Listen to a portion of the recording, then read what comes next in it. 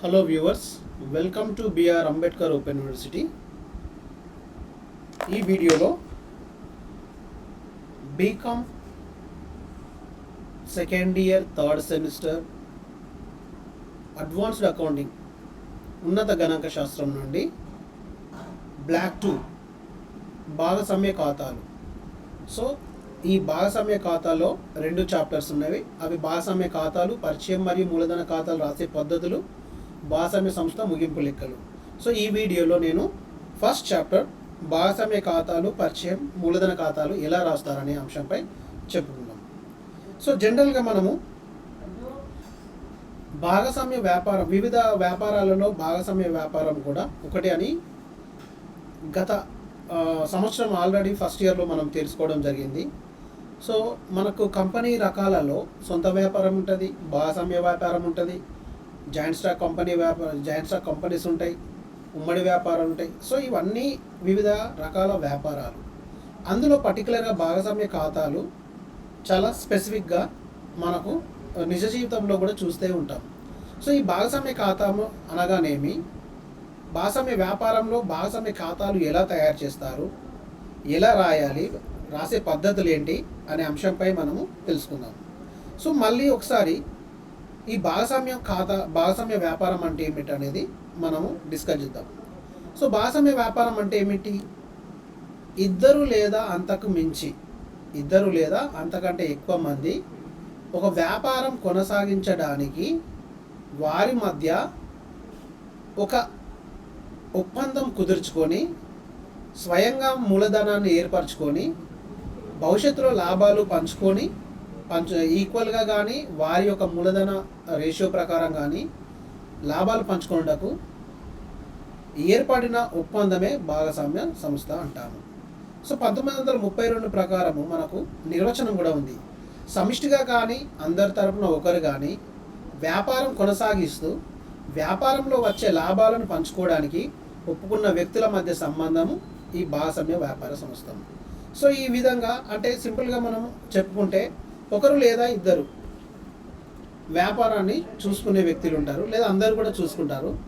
So వాళ్ళు ఏం చేస్తారు, ఒక వ్యాపారాన్ని ప్రారంభించి అందరు కావచ్చు, అందరి తరపున కొందరు కావచ్చు, ఆ వ్యాపారాన్ని నిర్వహిస్తూ భవిష్యత్తులో లాభాలను పంచుకోవడానికి వాళ్ళు అగ్రిమెంట్ అయి ఒప్పందం కుదుర్చుకొని వారే స్వయంగా మూలధనాన్ని ఏర్పరచుకొని కొనసాగించే వ్యాపారమే ఈ భాగస్వామ్య వ్యాపారంగా చెప్పుకోవచ్చు. సో జనరల్గా ఈ భాగస్వామ్య వ్యాపార సంఖ్య కనీసం ఇద్దరు వ్యక్తులు ఉంటారు, గరిష్టం 20 మంది. సో బ్యాంకింగ్ వ్యాపారం అయితే గరిష్టంగా 10 మందికి మించరాదు.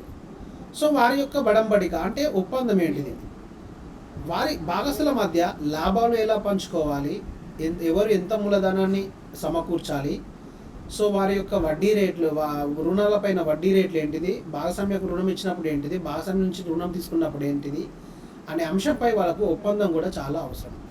సో భాగస్తులు ఏదో ఒక వ్యాపారం చేయటకే కలవాలి. పని లేనిది వాళ్ళు భాగస్వామ్యంలో అనబడరు. అంటే ఒక వ్యాపారాన్ని కొనసాగింపై ఉండాలి, లేదంటే ఒక పర్పస్గా ఈ భాగస్వామ్య వ్యాపారం అనేది ఎస్టాబ్లిష్ చేసి ఉంటుంది. సో ఇక్కడ లాభాలు కూడా పంచుకోవడానికి వాళ్ళు సిద్ధంగా ఉండాలి. ఈ సంస్థ నిర్వహణకు అందరు కావచ్చు, అందరి తరపున కొందరు కావచ్చు, నిర్వహించడానికి కూడా సులభంగా ఉండాలి. సో మరి భాగస్వామ్యం యొక్క లక్షణాలు ఏ విధంగా ఉంటాయంటే, సో భాగస్థుల సంస్థ చట్టంగానే పరిగణిస్తుంది. వాళ్ళు చట్టం వేరు కాదు, ఈ చట్ట ప్రకారం వేరే కాదు. ఎవరైనా భాగస్వామ్యం మరణిస్తే సంస్థ కంపల్సరీ రద్దు అవుతుంది. సంస్థ తరపున ప్రతి సంస్థ కాంట్రాక్టులు చేయవచ్చును. అంటే ఎప్పుడైతే భాగస్వామ్యంలో 2 లేదా 3 వ్యక్తులు ఉంటారో ఒకరు కంపల్సరీ భాగస్వామ్య సంస్థ తరపున కాంట్రాక్టులు చేయవచ్చును. ఎవరైతే వ్యక్తులు ఏర్పడి భాగస్వామ్య వ్యాపారం చేయడానికి సిద్ధంగా ఉంటారో వారు ఎవరైనా అనుకోని సంఘటన జరిగి వాళ్ళు మరణిస్తే ఈ సంస్థ అనేది ముందుకెళ్ళడం జరగదు, ఇది వెంటనే రద్దవుతుంది. సో దాంతో అక్కడితో కాకుండా భాగస్వామ్య బాధ్యత సమిష్టిమైనది, వ్యక్తిగతమైనది, అపరిమితమైనది. సంస్థ చేసిన అప్పులు తీర్చడానికి సంస్థల ఆస్తులు సరిపోనట్లయితే ఆ మిగతా మొత్తాన్ని కూడా మిగతా భాగస్తులు వారి యొక్క సొంత ఆస్తుల నుంచి కూడా చెల్లించాల్సిన పరిస్థితి కూడా రావచ్చును. సో ఇతర భాగస్తుల అనుమతి లేకుండా ఎవరు విరమించుకున్నటకు వీలు లేదు. అంటే అందరు అగ్రిమెంట్ అయితేనే మనకు ముందుకెళ్ళచ్చు. సో దీన్ని భాగస్వామ్య సంస్థల యొక్క లక్షణాలు అనొచ్చు. మరి భాగస్వామ్య సంస్థ యొక్క బడంబడి అంటే ఒప్పందం ఏంటి, డీడ్, పార్ట్నర్షిప్ డీడ్ ఏంటిది?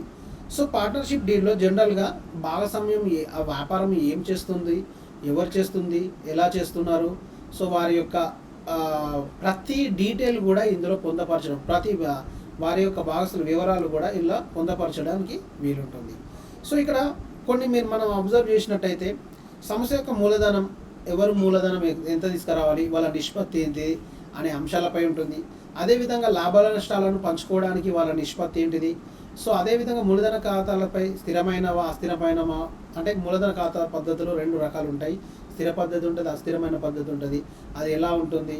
సో దానితో పాటు ఆకుండా భాగస్వామ్యుల ఏమైనా జీతాలు చెల్లించాలా లేదా, సంవత్సరిక లెక్కలు తయారు చేయడం ఎలా, వాటి సంతకం చేయడం ఎలా, సో భాగస్వామ్యం యొక్క విరమణ మరణం జరిగితే వాటాన్ని ఏ విధంగా లెక్కించాలి, సంస్థ యొక్క గుడ్విల్ ఎలా లెక్కించాలి, భాగస్వామ్యం మూలధనం కాకుండా ఇంకా కొంతమంది సంస్థకు అడ్వాన్స్ చేసినట్లయితే ఏ విధంగా పరిష్కరించాలి.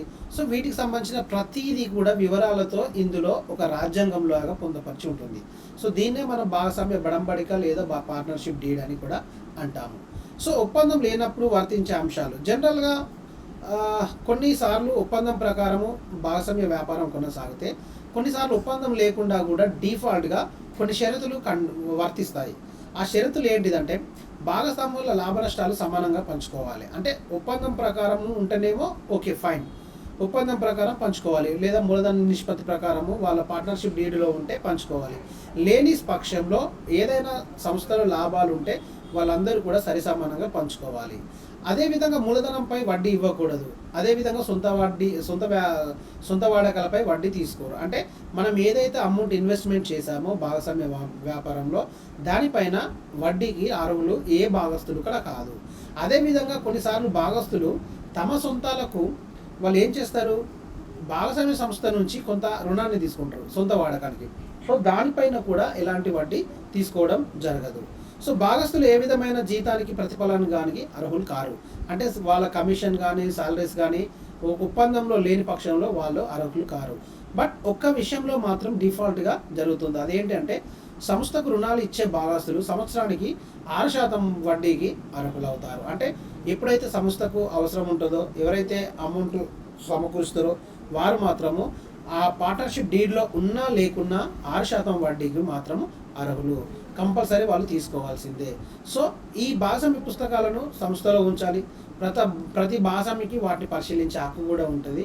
సో ఇవి మనము ఏమంటారు, కొన్నిసార్లు మనము ఒప్పందం లేనప్పుడు కూడా వర్తించే అంశాలని చెప్పుకోవచ్చు. సో ఇక్కడ మనం చూసినట్టయితే ఏం చెప్తున్నాయి, భాగస్వామ్య సంస్థలో ఒప్పందం ప్రకారం ఉంటేనేమో ఒప్పందం ప్రకారం లెక్కలు చేయాల్సి వస్తుంది. లేని పక్షంలో కంపల్సరీ డిఫాల్ట్గా అందరికీ అన్ని హక్కులు వర్తిస్తాయి. కానీ సంస్థకి ఇచ్చే రుణాలపైన మాత్రమే వాళ్ళు సంవత్సరానికి వడ్డీకి 6% చొప్పున అర్హులు, మిగతాది ఏది కూడా వాళ్ళు అర్హులు కాదు. సో ఈ విధంగా మనము చేయాల్సి ఉంటుంది. సో ఇప్పుడు నెక్స్ట్ ఏంటిది, ఫర్ ఎగ్జాంపుల్ ఇక్కడ ఒక ప్రాబ్లం ఉంది. బలరాం కృష్ణ జనవరి 1, 2017 భాగస్వామ్య వ్యాపారం ప్రారంభించారు. సో వారి మధ్య భాగస్వామ్యం బడంబడిక లేదు, అంటే ఒప్పందం అనేది లేదు. బలరాం 80,000, కృష్ణ 20,000 మూలధనంగా తీసుకొచ్చారు. నెక్స్ట్ బలరాం జూలై 1, 2017 40,000 అడ్వాన్స్గా కూడా ఇచ్చారు. ఇది చాలా ఇంపార్టెంట్ మనకి. బలరాం 3 నెలలు ఆసుపత్రిలో ఉండవలసి వచ్చుటచే ఆ కాలంలో వ్యాపారాన్ని చూసుకోలేకపోయాడు. డిసెంబర్ 31, 2017 అంతమొక సంవత్సరంకు సంస్థ యొక్క లాభాలు 51,200. లాభాలను మూలధన నిష్పత్తిలో పంచాలని బలరాం క్లెయిమ్ చేశాడు. అంటే ఇక్కడ ఏంటిది, ఫస్ట్ ఇక్కడ మూలధన నిష్పత్తిలో పంచాలని బలరాం క్లెయిమ్ చేశాడు. అంతేకాకుండా అడ్వాన్సులు చేసిన మొత్తంపై 12% వడ్డీ ఇవ్వాలంటున్నాడు. ఇలా ఉండగా లాభాలను సమానంగా పంచాలని బలరాం హాస్పిటల్లో ఉన్న సమయంలో తను ఒక్కడే వ్యాపారం నడుపుతూ తనకు ప్రత్యేకంగా 5,000 పారితోషికం ఇవ్వాలని కృష్ణ అంటున్నాడు. అంటే ఇక్కడ వాళ్ళిద్దరు కలిసి భాగస్వామ్య వ్యాపారం ఏర్పాటు చేసినప్పటికీ కూడా కొన్ని డిస్ప్యూట్స్, కొన్ని సిచ్యువేషన్స్ వల్ల కొన్ని కండిషన్స్ పెట్టడం జరిగింది. సో దానివల్ల ఏమైంది అనేది ఇంపార్టెంట్. సో ఇక్కడ మీరు ఈ ప్రాబ్లమ్ని మీకు నేను ఎగ్జాంపుల్తో సహా లైవ్గా దీన్ని ఎలా సాల్వ్ చేయాలనేది చెప్తాను మీకు. రైట్,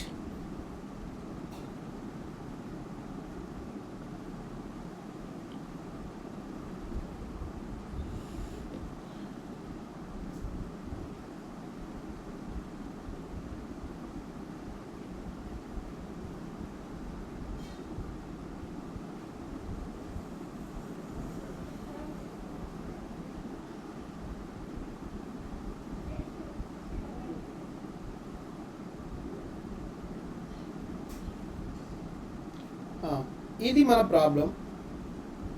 సో ఇక్కడ ఎవరెవరు పార్ట్నర్స్? పార్ట్నర్స్ ఎవరెవరు అంటే ఒకటి బలరాం మరియు కృష్ణ.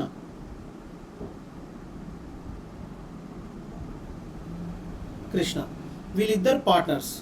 సో వీళ్ళు ఎప్పుడు స్టార్ట్ చేశారు వ్యాపారాన్ని? 1/1/2017లో వ్యాపారాన్ని ప్రారంభించడం జరిగింది. మరి ఇక్కడ ఏమైంది? వ్యాపారం ప్రారంభించిన తర్వాత వాళ్ళ మూలధనం ఎంత తెచ్చారు? వాళ్ళ మూలధనం వచ్చేసి 80,000 బలరాం తీసుకురావడం జరిగింది, 20,000 కృష్ణ తీసుకురావడం జరిగింది. దాని తర్వాత బలరాం జూలై 1న 40,000 అడ్వాన్స్గా ఇచ్చాడు. సో అడ్వాన్స్ ఎవరిచ్చారు? 40,000 బలరాం. ఎప్పుడు 1/7/17లో 40,000 అడ్వాన్స్ ఇవ్వడం జరిగింది. సో నెక్స్ట్ ఏంటిది? బలరాం 3 నెలలు ఆసుపత్రిలో ఉండవలసి వచ్చే ఆ వ్యాపారం చూడలేకపోయాడు. డిసెంబర్ 31న అంతమ వ్యాపారం అంటే లాభం ఎంత ఉంది? 51,200 అనేది ప్రాఫిట్ ఉంది. సో ఇక్కడ ఏంటి ప్రాబ్లం ఏంటి? లాభాలను మూలధన నిష్పత్తిలో పంచాలని బలరాం అన్నాడు. అంతేకాకుండా అడ్వాన్స్ చేసిన మొత్తంపై ఈ 40,000 పైన 12% వడ్డీ ఇవ్వాలి అంటున్నాడు. అదే కాకుండా బలరాం హాస్పిటల్లో ఉన్న సమయంలో తను ఒక్కడే వ్యాపారం ఏంటిది ఇలా ఉండగా లాభాలను సమంగా పంచాలని బలరాం హాస్పిటల్లో ఉన్న సమయంలో తను ఒక్కడే వ్యాపారాన్ని నడుపుటచ్చే తనకు ప్రత్యేకంగా 5,000 పారితోషికం ఇవ్వాలని ఇతను 5,000 డిమాండ్ చేస్తున్నాడు. ఎందుకు?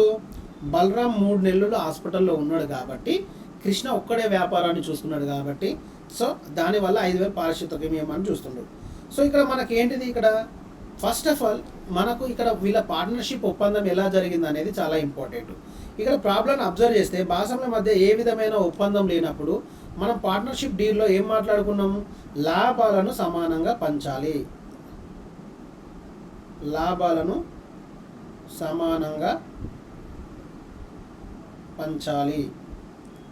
ఓకే. సో లాభాలను సమానంగా పంచుకోవాలన్నాము, అది ఒకటి.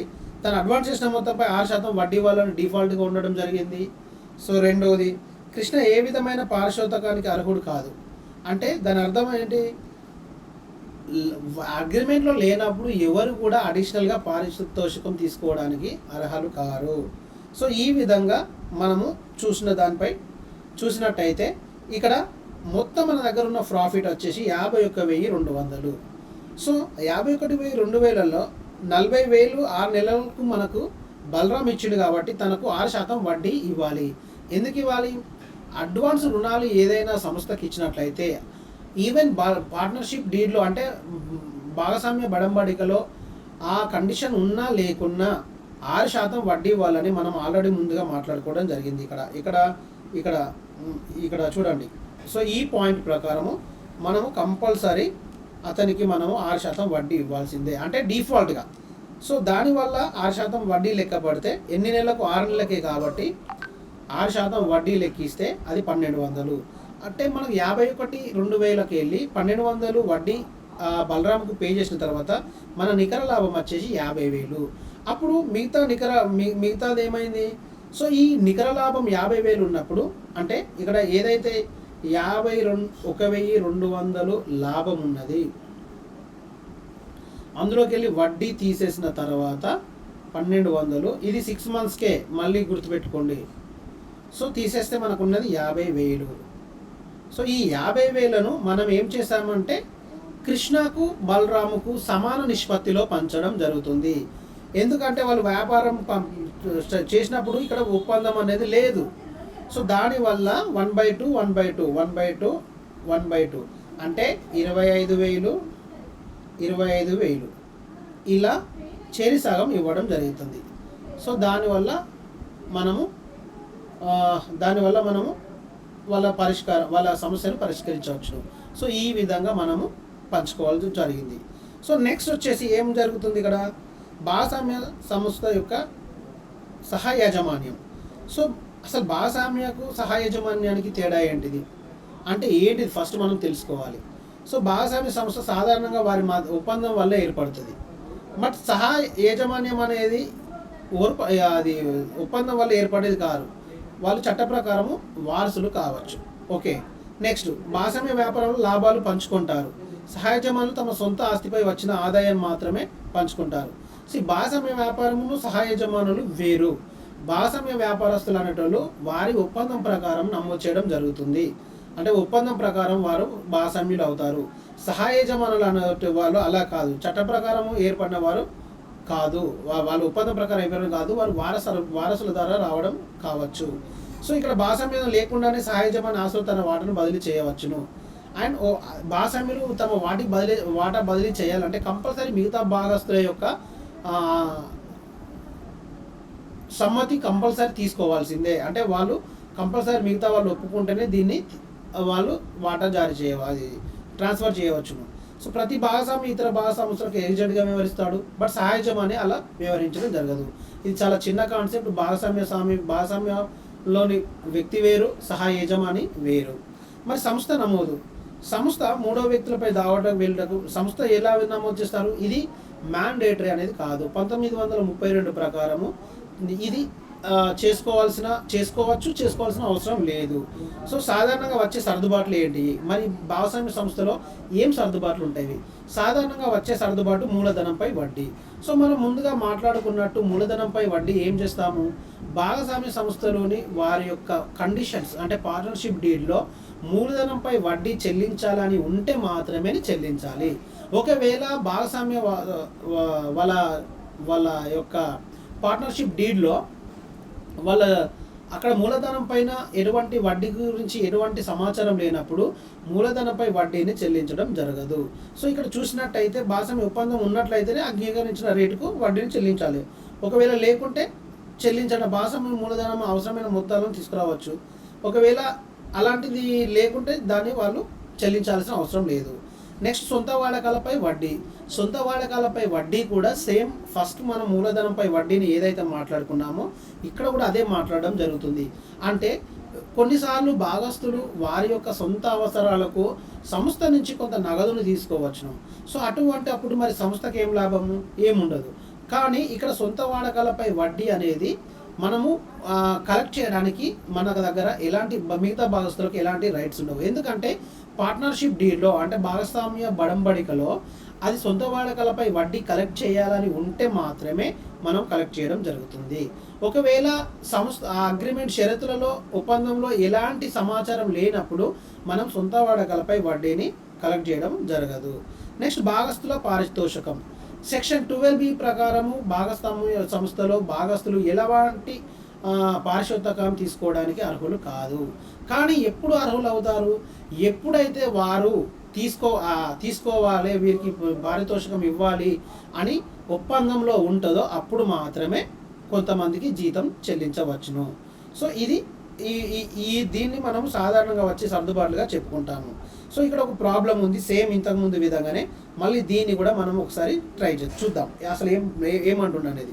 సో జనవరి 1, 2017 కమల్ విమల్ వరుసగా 60,000 45,000 తీసుకువస్తూ భాగస్వామ్యుల ఏర్పడ్డారు. వారి లాభ నష్టాలను 3:2 అంటే 3:2 నిష్పత్తిలో పంచుకొనుటకు అంగీకరించారు. అంటే వాళ్ళు మూలధనం తెచ్చిన తర్వాత ఏమైంది? లాభాలను 3:2 రేషియోలో పంచుకుంటున్నారు. విమల్ నెలకు 2,000 జీతంకు అర్హుడు, 2,000 ఇవ్వాలని విమల్కు ఉంది. అదేవిధంగా భాగస్వామ్య మూలధనంపై వడ్డీ 6% వడ్డీకి అర్హులు. ఆ సంవత్సరం కమల్ మరియు విమల్ 5,000 4,000 వాడుకున్నారు, అంటే సొంతానికి వాడుకున్నారు. వాటిపై వడ్డీ వరుసగా 250 అండ్ 200 అయింది. 2017 సంవత్సరం పై సర్దుబాటు కాకముందే లాభాలు 13,000. సో ఇవి ఏ విధంగా డిస్ట్రిబ్యూట్ చేయాలని అడుగుతున్నారు. సో ఈ ప్రాబ్లాన్ని మీకు నేను చేసి చూపిస్తాను.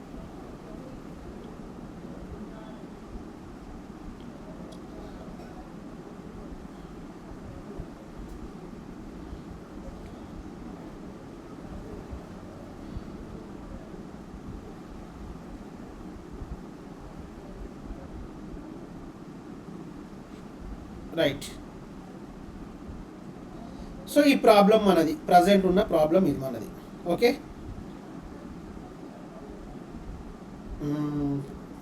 సొల్యూషన్ మీకోసం పెట్టిన క్లారిటీగా రాయడం మీకు అర్థం కావడానికి.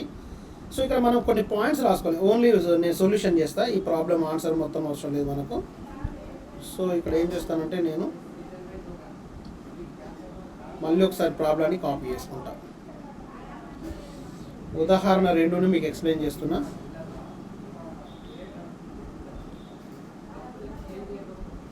ఓన్లీ ప్రాబ్లమే.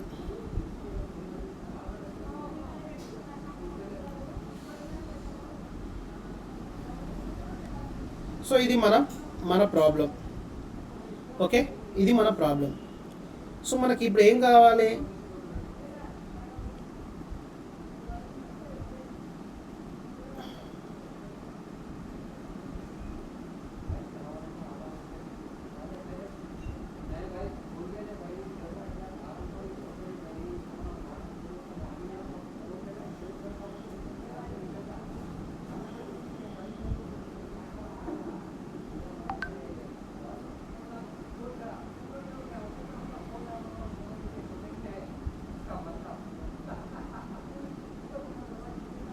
రైట్. సో ఇక్కడ ప్రాబ్లం ఉంది మనకి. సో ఇది సేమ్ మనము అకౌంట్ రూపంలోనే రాస్తాం కాబట్టి దీన్ని యాజ్ ఇట్ ఈజ్గా లాభ నష్టాల వినియోగ ఖాతా తయారు చేయాలి. డిసెంబర్ 30, 2019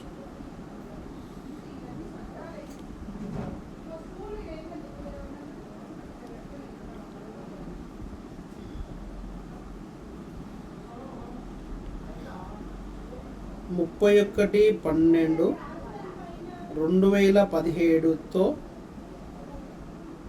అంతమయ్యే 31/12/2000 కొంచెం సందురావుతుంది. 31/12/2017తో సంవత్సరానికి అంతమయ్యే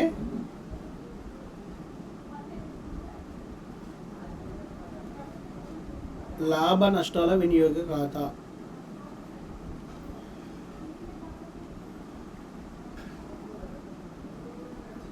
లాభ నష్టాల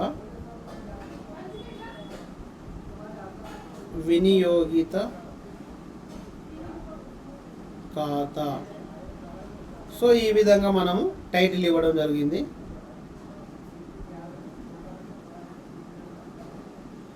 ఓకే, రైట్. సో వివరాలు,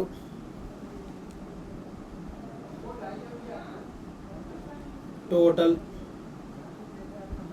వివరాలు, మొత్తము, క్రెడిట్, డెబిట్. సో ఇక్కడ మనకు ఇది అకౌంటే. ఓకే, లాభ నష్టాల వినియోగిక ఖాతా. సో మనకు లాభ నష్టాల వినియోగ ఖాతాలో మనకు ఏమొస్తాయి? జస్ట్ లాభాన్ని, నికర లాభాన్ని ఫైండ్ అవుట్ చేసిన తర్వాత దాన్ని అడ్జస్ట్మెంట్ కోసం వినియోగించేదే లాభ నష్టాల వినియోగిక ఖాతా. సో ఇక్కడ మనం ఏంటి, ఫస్ట్ మన లాభం ఎంత, మన లాభం ఎంత ఉంది ఇక్కడ? 13,000. నెట్ ప్రాఫిట్, నికర లాభం ఎంత? 13,000 ఇవ్వడం జరిగింది. సో ఆల్రెడీ 13,000 మన సంస్థకు రావాల్సింది ఏంది, మనం అడ్జస్ట్ చేయాల్సింది ఏంది అనేది చేయాలి.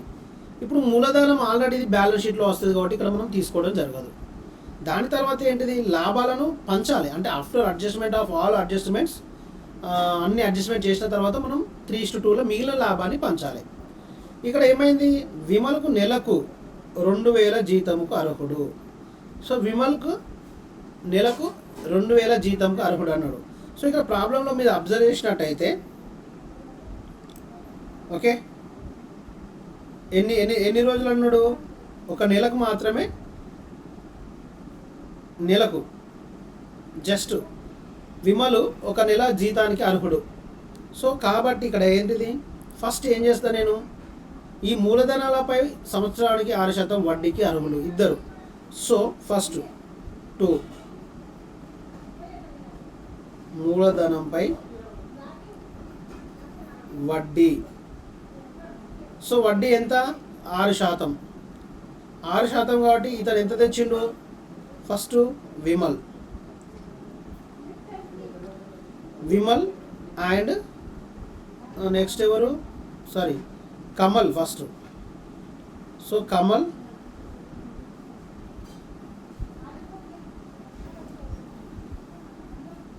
నెక్స్ట్ కమల్ ఎంత? 60,000.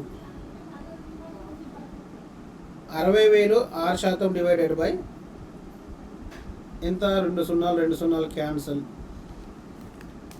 3,600. నెలకు 600 అంటే సంవత్సరానికి 60,000 ఇంటూ 6 మొత్తం 3,600. ఎవరిది ఇది? కమల్ది. మరి విమల్ది ఎంత? 45,000. Same 6%. So 45,000 into 6 divided by 100 2,700. So వడ్డీ మనం ఎందుకు ఎక్స్పెండిచర్ చూపిస్తున్నాము? సంస్థ నుంచి వాళ్ళకు పే చేయాలి కాబట్టి, సంస్థకు ఖర్చు. సో రైట్, అయిపోయింది. నెక్స్ట్ ఏముంది ఇక్కడ? సో మూలధనంపై వడ్డీ ఇచ్చేసినాము. జీతమునకు అర్హుడు జస్ట్ ఒక నెల జీతంకు ఎవరు? విమల్. బ్రాకెట్లో ఏంటిది? శాలరీ ఎంత? 2,000. సో ఇది కూడా అయిపోయింది. 6% వడ్డీ అయిపోయింది. నెక్స్ట్ ఆ సంవత్సరం కమల్ విమలు 5,000 4,000 వాడుకున్నారు. వాటిపై వడ్డీ వరుసగా 2,250. అండ్ సంస్థ నుంచి ఆ అమౌంట్ను వీరు తీసుకున్నారు. సో సంస్థకు వడ్డీ పే చేసినప్పుడు అది ఇన్కమ్ అవుతుంది కాబట్టి మన లాభం పెరుగుతుంది కాబట్టి బై సొంత వాడకాలపై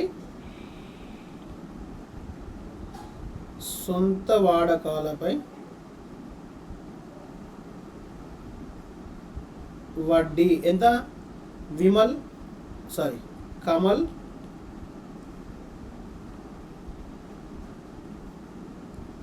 కమల్ విమల్ ఎంత ఉంది?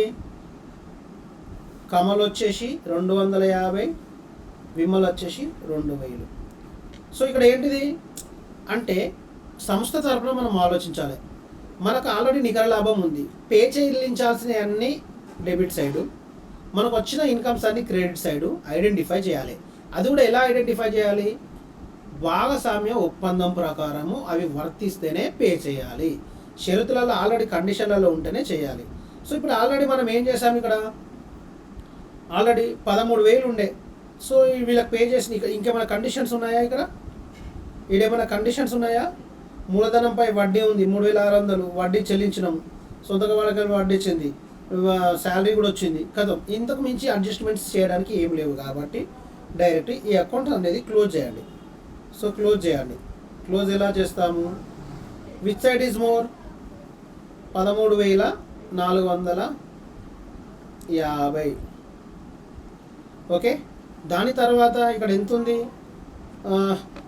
మనము డెబిట్ సైడ్ క్యాలిక్యులేట్ చేసినట్టయితే మొత్తం ఇక్కడ మనకు ఇన్కమ్ వచ్చేసి 13,450. ఇది మన లాభం. అందులో ఎక్స్పెండిచర్ ఏంది? 3,600 ప్లస్ 2,700 ప్లస్ 2,000. సో 8,300 మనం చెల్లింపులు ఉన్నాయి మనకు. సో చెల్లింపులు 8,300 ఉన్నాయి కాబట్టి మైనస్ 13,450 తీసేయండి. సో మనకు వచ్చేసి 5,150. అంటే ఇంకా మన దగ్గర లాభము 5,150 ఉంది. ఈ 5,150ని మనం ఎలా పంచాలి? 3:2లో పంచమన్నాడు. సో 3:2 అంటే ఎవరు? ఇక్కడ కమల్కు అండ్ విమల్కు. సో కమల్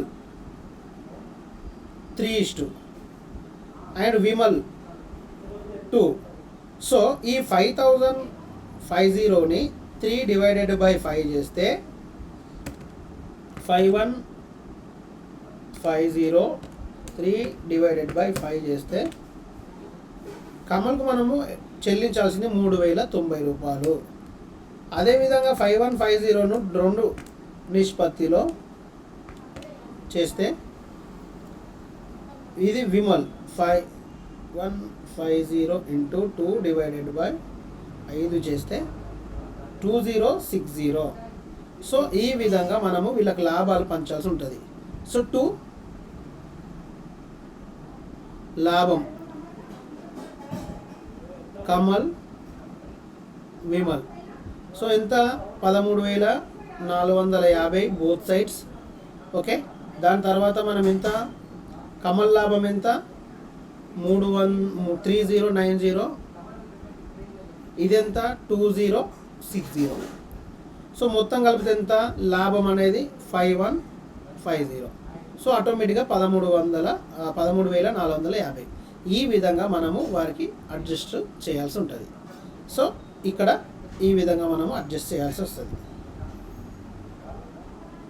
ఒక్కసారి ఇదే ప్రాబ్లాన్ని మీరు ఇక్కడ చూసినట్టయితే మూలధనంపై వడ్డీ 3600 ఆల్రెడీ మనం క్యాలిక్యులేట్ చేసినాం 6%. అండ్ విమల్ది కూడా క్యాలిక్యులేట్ చేసినాం, మొత్తం వాళ్ళది 6300. ఇక్కడ ఇన్నర్ కాలం అవసరం లేదు, మనం డైరెక్ట్ వేసుకున్నా పర్వాలేదు. ఓకే, నెక్స్ట్ జీతాలు, ఓన్లీ భాగస్వామ్యుల జీతాలు విమల్కు నెలకు మాత్రమే అర్హుడు కాబట్టి 2000 తనకిచ్చేసినాం. అండ్ 13,000 లాభ నష్టాల ఖాతా నుంచి నికర లాభం తీసుకున్నాం. సొంత వాలకాలపై వచ్చిన వడ్డీని 250 కమలది విమల్ది యాడ్ చేసుకుంటే మనకు 13,450 వచ్చింది. సో దాన్ని మనం ఏం చేసినాం 3:2 రేషియోలో డిస్ట్రిబ్యూట్ చేసినాం కాబట్టి వాళ్ళకు 3090 రూపాయల ఒకరికి 2060 రూపాయల కోటికి ఇవ్వడం జరిగింది. సో ఈ విధంగా మనం డిస్ట్రిబ్యూట్ చేయాల్సి వస్తుంది. నెక్స్ట్ ఇంకొక ప్రాబ్లం. సో ఇక్కడ ఇంకొక ప్రాబ్లం, థర్డ్ ప్రాబ్లం ఉంది, సేమ్ దీన్ని కూడా చేద్దాం.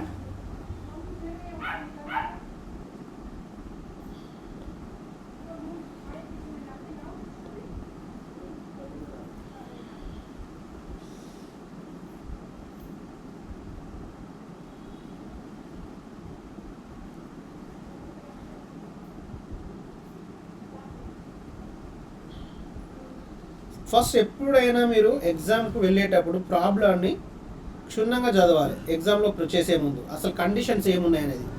సో ఇక్కడ మన ప్రాబ్లం ఏంటిది, రాజా రాము మరియు రవి ముగ్గురు ఎవరెవరు, రాజా రాము రవి భాగస్వామ్యులు. ఎప్పటి నుంచి 1/10/2016 వారి మూలధనాలు వరుసగా, అంటే ఎప్పటి నుంచి 1/10/2016. ఎంత మూలధనము, మూలధనం ఎంత,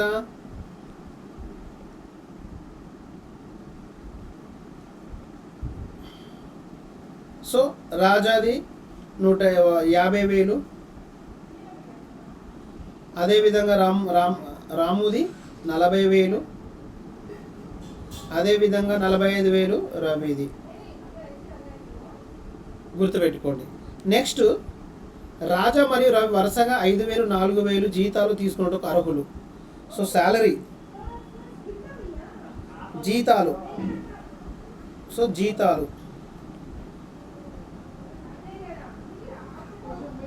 ఎవరు అర్హులు, జీతాలు తీసుకోవడానికి అర్హులు ఎవరు ఇక్కడ జీతాలు, రాజా అండ్ రవి. అంటే రాముకు జీతం లేదు, సో రాజాకి ఎంత 5,000, రాజా మరియు రవి 5,000 4,000 జీతాలు తీసుకోవడానికి అర్హులు. Okay, and 4,500. నెక్స్ట్ ఏమవుతుంది ఇక్కడ, అర్హులు రాజా మరియు రవి వరుసగా 5,000 4,500 జీతాలు తీసుకోవడానికి అర్హులు. అందరూ భాగస్వామ్యుల మూలధనంపై సంవత్సరానికి 8% వడ్డీకి అర్హులట. సో మూలధనంపై వడ్డీ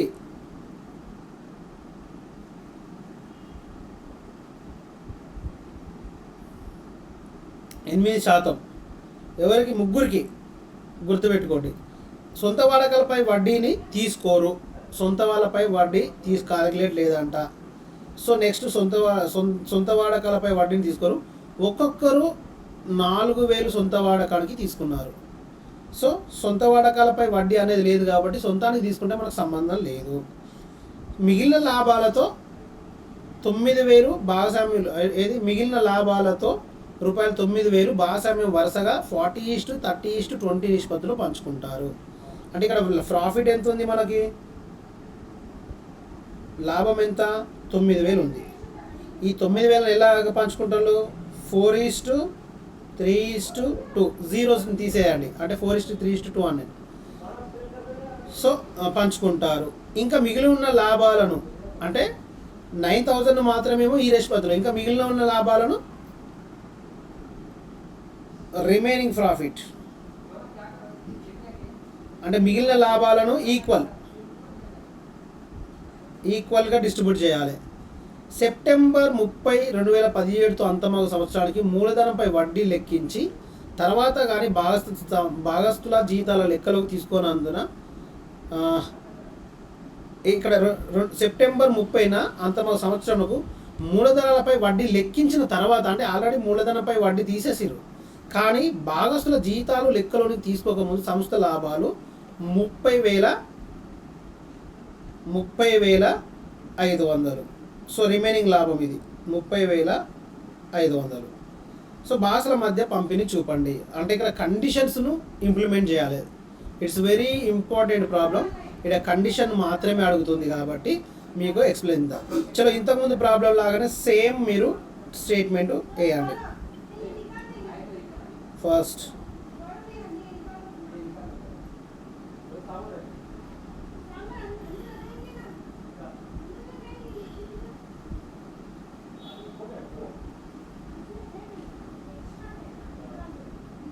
సారీ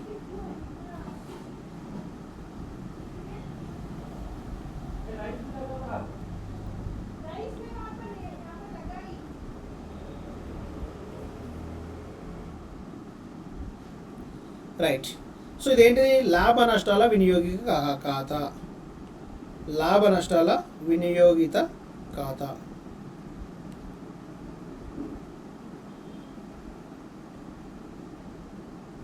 నష్టాల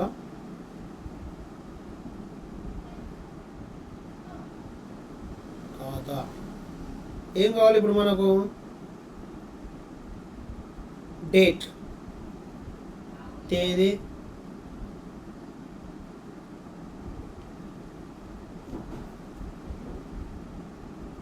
వివరాలు,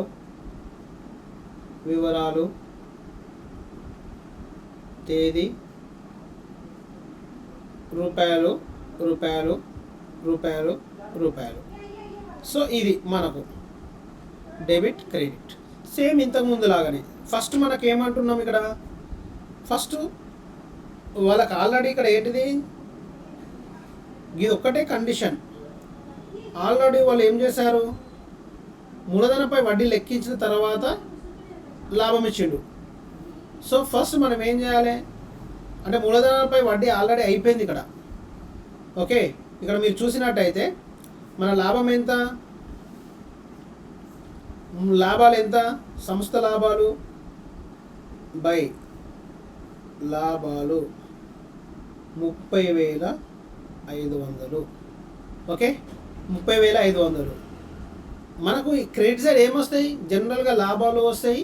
దాని తర్వాత ఏదైనా సొంత వాడకాలపై వడ్డీ ఉంటే మాత్రమే ఇన్కమ్ సైడ్ వస్తుంది, మిగతాది ఏది రాదు. ఖర్చులన్నీ ఇదే రాయాల్సి వస్తుంది. సో ఇప్పుడు మనకి ఏంటిది ఇక్కడ? భాగస్వామ్య మూలధనంపై వడ్డీ 8% వడ్డీకి అర్హులు అన్నాడు. బట్ ఇక్కడ ఆల్రెడీ మూలధనంపై వడ్డీ లెక్కించిల్లు ఆల్రెడీ. సో అందువల్లనే ఇక్కడ ఏం చేసిళ్ళు? మూలధనంపై వడ్డించిన లాభం దాన్ని ఏమంటారు?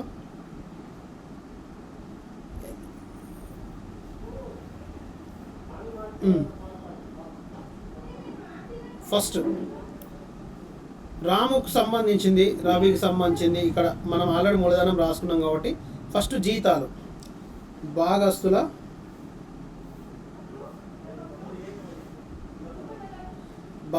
జీతాలు. ఎవరెవరికి భాగస్తుల జీతాలు అర్హులు? రాజా రాజా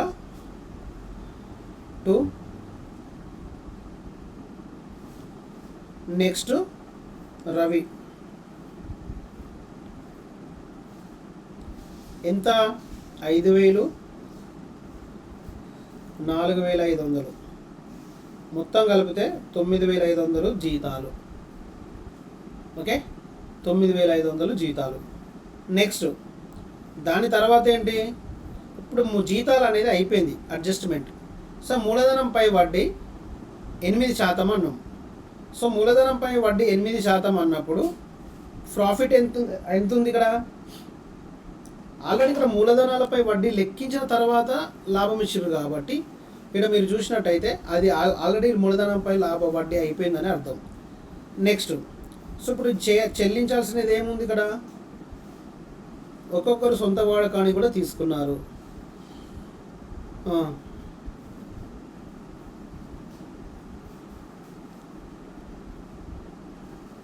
సో మూలధన వాడకాలపై వడ్డీ, ఫస్ట్ వడ్డీ క్యాలిక్యులేట్ చేయండి. ఎంత?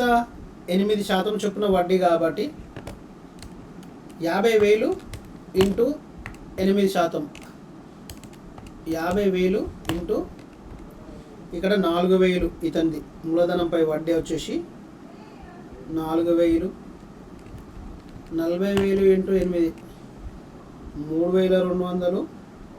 ఇది వడ్డీ వడ్డీ వడ్డీ 45,000కు 3,600 వడ్డీ. అంటే జనరల్గా రాజాకు 4,000 ఇవ్వాలి, 3,200 వచ్చేసి రాముకి ఇవ్వాలి, రవికి 3,600 ఇవ్వాలి. కానీ వీళ్ళు ఆల్రెడీ ఎంత తీసుకున్నారు? ఒక్కొక్కరు 4,000 సొంతానికి తీసుకున్నారట. ఇక్కడ మీరు చూసినట్టయితే మూలధన ఖాతాలకు ఆల్రెడీ అడ్జస్ట్మెంట్ అనేది అయిపోవడం జరిగింది. సో అయిపోయింది కాబట్టి ఇక్కడ ఏం చేసిళ్ళు? ఫస్ట్ ఇక్కడ ఏం చేసిళ్ళు? వాళ్ళు మూలధన ఖాతాలకు అమౌంట్ తీసుకోలేదు. ఎందుకంటే ఆల్రెడీ వాళ్ళు తీసుకున్నారు. అడ్జస్ట్మెంట్ చేసిన తర్వాతనే 30,500 అనేది లాభం మనకు. కాబట్టి ఇక్కడ మనం ఏంటిది? మనము ఈ 30,000లో ఫస్ట్ ఏం చేయాలి? ఏదైతే ఈ 30,500 ఉందో, సో ఆ 30,000లోకి వెళ్ళి మనం తీయాల్సిన అమౌంట్ ఎంత? ఆఫ్టర్ మనకి ఇక్కడ ఎంత ఉంది? మొత్తం 30,000లోకి వెళ్ళి 30,000 మొత్తం లాభం వచ్చేసి 30,500. అందులో నుంచి మనము 9,500 అనేది ఏంటిది? వారి జీతాలు తీసేస్తే ఆఫ్టర్ డిడక్షన్ ఆఫ్ 30,500కి వెళ్ళి 9,500 తీసేస్తే 21,000. ఈ 21,000లో 9,000 ప్రాఫిట్కు ఒక లెక్క. సో 21,000 మైనస్ 9,000 చేస్తే మైనస్ 9,000. So remaining 12,000. ఇక్కడ 9,000కేమో ఏం చెప్పిండు? 4:3:2 అని చెప్పిండు. ఇది 4:3:2. మరి దీన్ని ఈక్వల్ అంటే 4,000 4,000 4,000 వస్తుంది అన్నట్టు. 4,000 4,000 4,000. మరి 4:3:2 అంటే ఈ 9,000ను ఇక్కడ వీడికి 4,000 వస్తుంది, వీడికి 3,000 వస్తుంది, ఇక్కడ వీడికి 2,000 వస్తుంది. ఎలా? 9,000ను ఇక్కడ మీరు చేయండి. 9,000ను 4/9 వేస్తే 4,000. అదేవిధంగా వీడికి 3,000, వీడికి 2,000. అంటే ఇప్పుడు రవి ఎవడో ఫస్ట్ ప్రాఫిట్స్ ఎవరెవరికి ఉన్నాయి? ప్రాఫిట్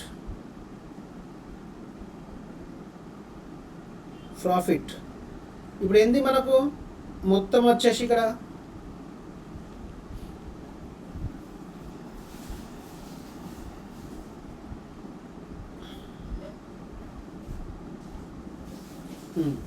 ఇప్పుడు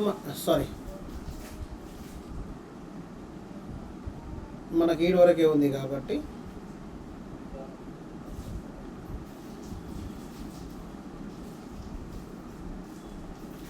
ఓకే.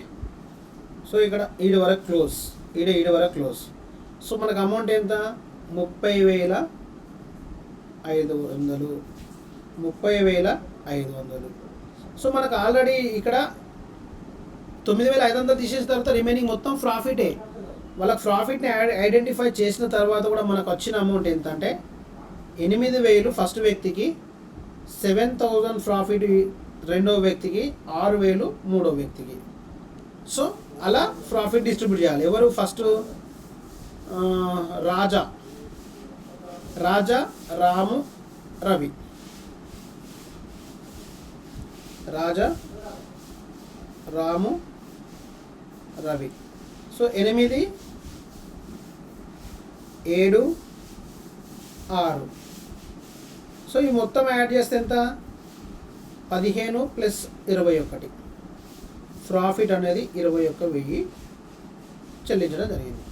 సో ఈ విధంగా మనము అడ్జస్ట్మెంట్ చేయాలి. ఇక్కడ చూసినట్టయితే మీరు కూడా చూడవచ్చు. ఇక్కడ కొంచెం కాంప్లికేషన్గా మీరు అనుకోవద్దు, సింపుల్. ఇక్కడ ఫస్ట్ 30,000కి వెళ్ళి ఈ 9,500 తీసేయడం జరిగింది. ఇక్కడ నేను మీకు స్టెప్ బై స్టెప్ క్లియర్ చేశాను. ఇవేంటిది, లాభంలోకి వెళ్ళి భాగస్తుల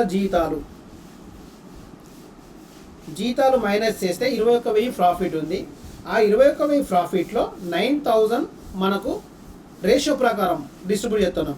సో దీని ప్రకారం 4:3:2 ప్రకారం చేసినాం. So remaining profit find out చేయడానికి 9,000 తీసేస్తే 12,000. సో ఇదేమో రిమైనింగ్ ప్రాఫిట్ 12,000ను ఈక్వల్గా డిస్ట్రిబ్యూట్ చేసినప్పుడు వాళ్ళకు మనిషికి 4,000 వేసినాం. ఇక్కడ రేషియో ప్రకారం అయితే ఇది టోటల్ ప్రాఫిట్ వచ్చేసి 21,000. ఇది ప్రాఫిట్. సో ఈ విధంగా భాగస్తుల యొక్క లెక్కలు చేయాల్సిన అవసరం ఉంది. సో ఈ విధంగా అడ్జస్ట్మెంట్ చేయాలి. Thank you.